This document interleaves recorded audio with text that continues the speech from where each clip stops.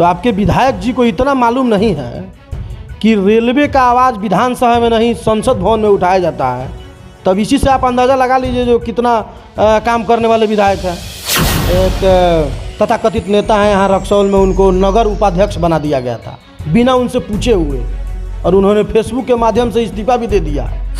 जो भारतीय जनता पार्टी के लोग हैं वो कहाँ मर चुके हैं, वो क्यों नहीं इस पर आवाज़ उठाते हैं, वो क्यों नहीं इसका विरोध करते हैं कि अगर गरीबों के ऊपर जुल्म होगा, अगर बिना स्टैंड का टेंडर होगा, तो हम लोग एक टीम बना के अनिश्चितकालीन रक्सौल में धरना प्रदर्शन करने का काम करेंगे। रक्सौल जिस तरह से नर्क पहले था वैसे अभी भी नर्क है। रक्सौल नगर परिषद एक अजूबा नगर परिषद है पूरे बिहार में। क्या विकास किया जाता है, कहाँ रक्सौल में टेम्पू स्टैंड है, कहाँ रक्सौल में बस स्टैंड है, किस नाम पे रुपया लिया जाता है। ये रुपया का ठगी किया जाता है नगर परिषद के द्वारा। 30 रुपया लिया जाता है, उसके लिए टेम्पू वाले को और बस स्टैंड वाले को क्या सुविधा दिया जाता है।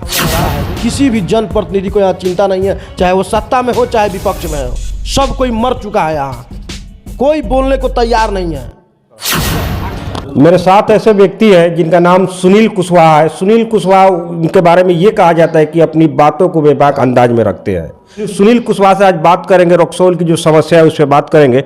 सबसे पहले सुनील जी, जो नगर परिषद के अंदर में जितने भी ई रिक्शा टेम्पू आते हैं, विकास शुल्क के नाम पर 30-30 रुपया लिया जा रहा है।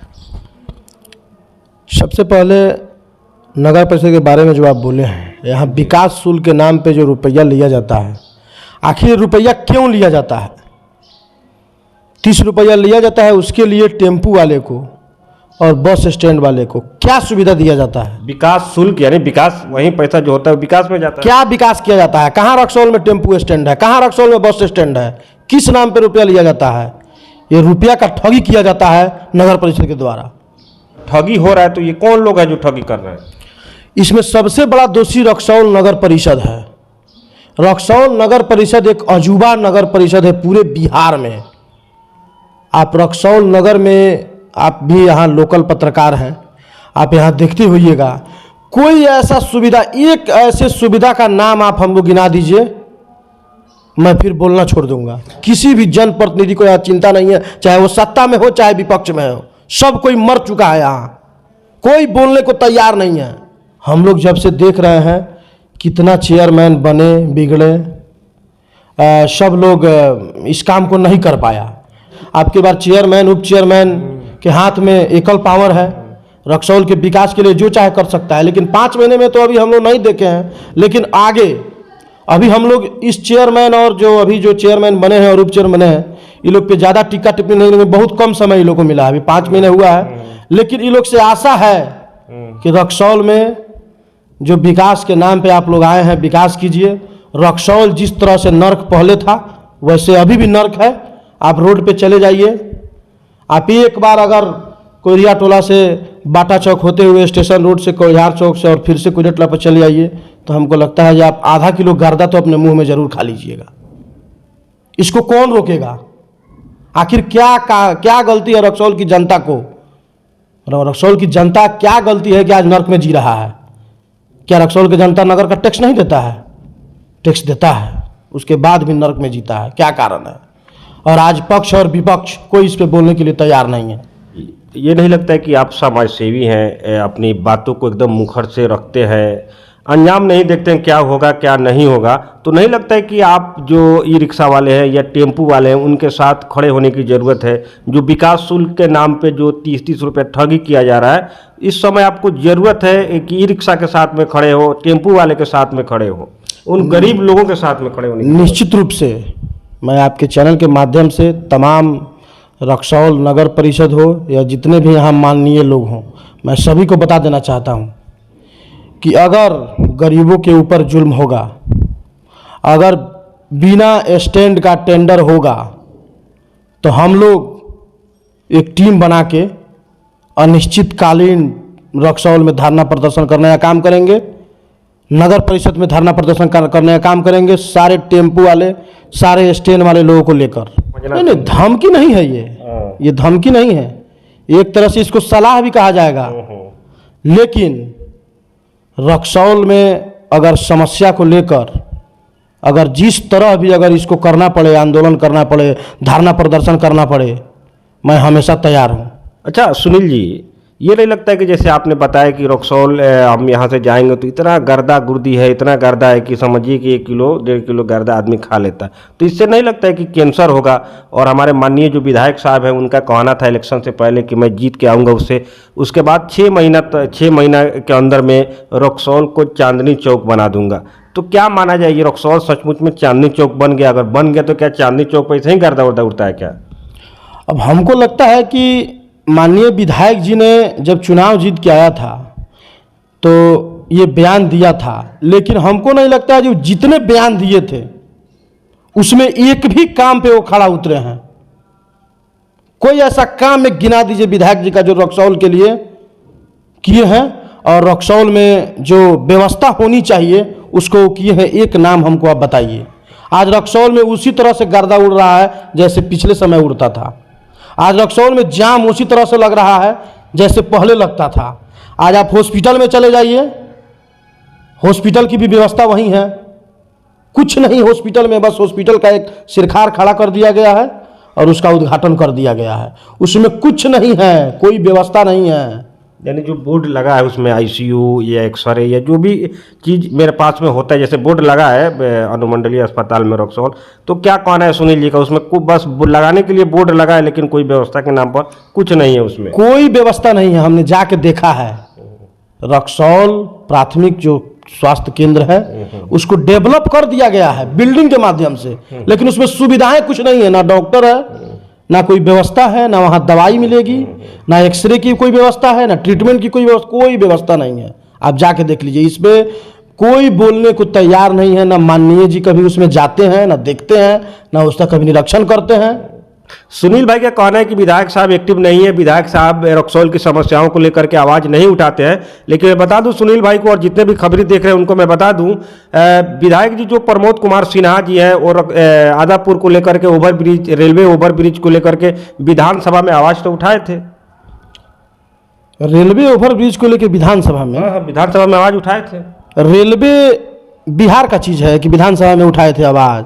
तो आपके विधायक जी को इतना मालूम नहीं है कि रेलवे का आवाज़ विधानसभा में नहीं संसद भवन में उठाया जाता है, तब इसी से आप अंदाज़ा लगा लीजिए जो कितना काम करने वाले विधायक हैं। प्रयास तो किए हैं ना। प्रयास विधानसभा में करने से होगा, विधानसभा में करने से नहीं होगा। विधायक जी को खुद जनता को लेकर रेलवे लाइन पे बैठना चाहिए, वो आंदोलन करना चाहिए, धरना प्रदर्शन करना चाहिए, तब वो काम होगा। आखिर रक्सौल की जनता की गलती क्या है, मैं पूछता हूँ तमाम विधायक और सांसद और यहाँ के जनप्रतिनिधि से, क्या समस्या है, क्या कारण है कि रक्सौल की जनता हमेशा दुख झेलती है? आप ओवरब्रिज के नाम पे एक झुनझुना थमा दिया गया है रक्सौल को, उसको हम झुनझुना ही कहेंगे। उसके बावजूद भी उस पर वो बना है साइकिल और मोटरसाइकिल ले जाने के लिए उस पर ई रिक्शा चलता है यहाँ कोई बोलने वाला कि उस पर ई रिक्शा क्यों जाता है?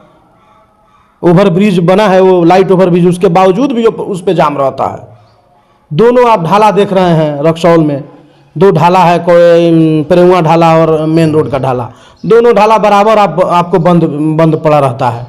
कभी भी आपको माने संजोग से कभी जाइएगा तो खुला मिलेगा, तो समझिए अगर हम लोग जाते हैं तो हम लोग खुशी होती है कि बार ढाला आपकी बार खुला मिला है, लेकिन आप बहुत बार जाइएगा तो ढाला खुला नहीं मिलता है। अच्छा, ये भी समस्या होता है जैसे रक्सौल का ढाला बंद रहता है, खास करके लोग जो डंकन हॉस्पिटल में इलाज के लिए जाते हैं, तो कितने का मौत हो गया है ढाला गिरने की वजह से सुनील जी?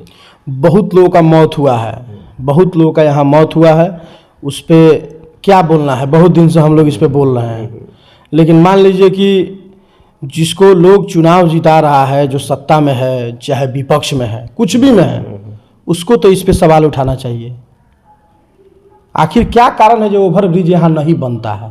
ओवरब्रिज के साथ साथ जो इंटरसिटी जो ट्रेन थी यहाँ से रक्सौल से पाटलिपुत्र जाने वाली, उसको भी बंद कर दिया गया, मोतिहारी से चालू किया गया है। तो वही ना कह रहे हैं कि यहाँ के लोग, हमको लगता है कि सांसद और विधायक को वोट नहीं करता है। आज रक्सौल इंटरनेशनल शहर है और यहाँ से इंटरसिटी का बंद हो जाना दुर्भाग्य है रक्सौल के लिए। आखिर क्यों यहाँ से इंटरसिटी नहीं चलेगा? मोतिहारी से क्या, पहले तो इंटरसिटी यहाँ से चलती थी, तो सांसद जी इस सौगात दिए हैं क्या रक्सौल को इंटरसिटी बंद करा के? कोई बहुत बड़ा चीज़ दिए हैं? और उनका जो यहाँ लोग है, यहाँ जो उनका कार्यकर्ता है, वो पीठ थपथपाता है कि सांसद जी बहुत काम कर रहे हैं। क्या कर रहे हैं? इंटरसिटी बंद करवा दिए। और यहाँ के जो लोकल नेता हैं, जो सत्ता के लोग हैं, वो इस पे क्यों नहीं आवाज़ उठाते हैं? क्यों नहीं अपने सांसद और विधायक से पूछते हैं कि आपने रक्सौल के लिए इंटरसिटी क्यों बंद करा दिया? तो एक कहावत नहीं है कि राजा बूझे सो न्याय। वहीं यहाँ के सत्ता में जो लोग हैं, जो बैठे हुए हैं सत्ता में, उनके कार्यकर्ता का हाल है। यहाँ कार्यकर्ता किसी का इज्जत तो है नहीं, हम लोग बराबर सुनते रहते हैं। कार्यकर्ताओं को पद दिया गया, आप कह रहे हैं कि इज्जत नहीं है। कैसा पद दिया गया है? देखे नहीं, अभी हाल फिलहाल में एक घटना हमने देखा है फेसबुक के माध्यम से। एक तथाकथित नेता है यहाँ रक्सौल में, उनको नगर उपाध्यक्ष बना दिया गया था बिना उनसे पूछे हुए, और उन्होंने फेसबुक के माध्यम से इस्तीफा भी दे दिया। और तुरंत पता नहीं उसमें एक दिन के अंदर में क्या हुआ, रात भर में क्या हुआ कि फिर उन नेताजी का पोस्ट भी डिलीट हो गया। ऐसा क्या कारनामा रात भर में हो जाता है कि थोड़ा ही देर पहले पद मिलता है, थोड़ा देर पहले इस्तीफा होता है, और थोड़ा देर पहले फिर उस इस्तीफा को डिलीट कर दिया जाता है? क्या कारण है? हो सकता है कि किसी के दबाव में आकर के इस्तीफा दे दिए हो नेताजी। अब ये तो उनकी पर्सनल मामला है कि किसी के दबाव में आके दिए हैं, कि क्या किए हैं नहीं किए हैं, ये तो उनकी मामला है। अब पोस्ट डिलीट होना मतलब क्या हुआ? अगर दबाव में आकर के इस्तीफा देते हैं तो दबाव में हो सकता है क्या करके पोस्ट डिलीट भी किए हो सकता है। तो यहाँ तो वही सब खेल चल रहा है। आप पिछले समय भी देखे होंगे जब जिला कमेटी बनी थी भाजपा का, उसमें से भी कुछ लोग इस्तीफा दिया था। तो वो लोग कहाँ हैं? आरजेडी वाले जो बात बात पे सड़क पे उतर करके आंदोलन करते थे, वो लोग कहाँ गायब हो गए? देखिए, आरजेडी वाले लोग को भी मैं सभी की बात बता रहा हूँ। रक्सौल में आरजेडी वाले लोग भी जो हैं सत्ता के नशे में चूर हो गए हैं। कोई यहाँ बोलने वाला नहीं है। जो पक्ष है वो तो चुपचाप है, ये है जो विपक्ष है वो भी चुपचाप है। उसको भी रक्सौल की जनता से कोई मतलब नहीं है। पता नहीं सत्ता में हम, तो इसका मतलब क्या हुआ? हम सत्ता में रहेंगे तो हमारे क्षेत्र की जनता का समस्या रहेगा तो हम चुपचाप रहेंगे।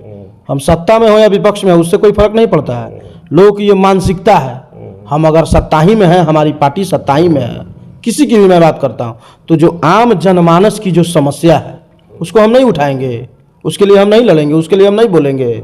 लेकिन यहाँ लोगों को फोबिया बीमारी है, जब हम सत्ता में हैं तो हम नहीं बोलेंगे। अरे भाई, तो जनता को दिक्कत हो रहा है ना। आप जनता के जनप्रतिनिधि, आप सत्ता के जनप्रतिनिधि नहीं है। आज जिस गरीबों की बात हम और आप कर रहे हैं मिलजुल के, रक्सौल में जितनी समस्या है, मान लीजिए कि आप कह रहे हैं कि जेडीयू और आरजेडी सत्ता में है, तो यहाँ जो विपक्ष के लोग हैं, जो भारतीय जनता पार्टी के लोग हैं, वो कहाँ मर चुके हैं? वो क्यों नहीं इस पे आवाज उठाते हैं? वो क्यों नहीं इसका विरोध करते हैं? वो लोग कहाँ हैं? उनको ये काम करना चाहिए ना, उनको इस चीज़ का विरोध करना चाहिए कि रक्सौल में क्या समस्या है। अच्छा सुनील भाई, आप तो आदापुर प्रखंड से आते हैं और काफ़ी एक्टिव भी रहते हैं आदापुर प्रखंड में, मैं देखता हूँ।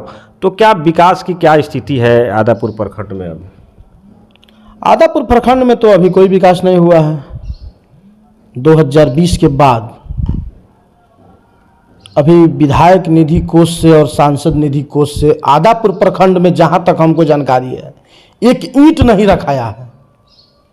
आज लगभग 2.5-3 साल होने जा रहा है, एक ईंट का काम आदापुर प्रखंड में नहीं हुआ है। एक ब्लॉक आज विधायक और सांसद के फंड से वंचित है। ये सुनील कुशवाहा, इनका कहना है कि कानून के दायरे में रह करके मैं धरना प्रदर्शन करूंगा अगर 30 रुपया विकास शुल्क के नाम पे लिया जाएगा, या नेपाली ई रिक्शा टेम्पू आकर के ढाला पे अगर जाम लगवाएंगे तो उनके लिए ये आंदोलन करेंगे।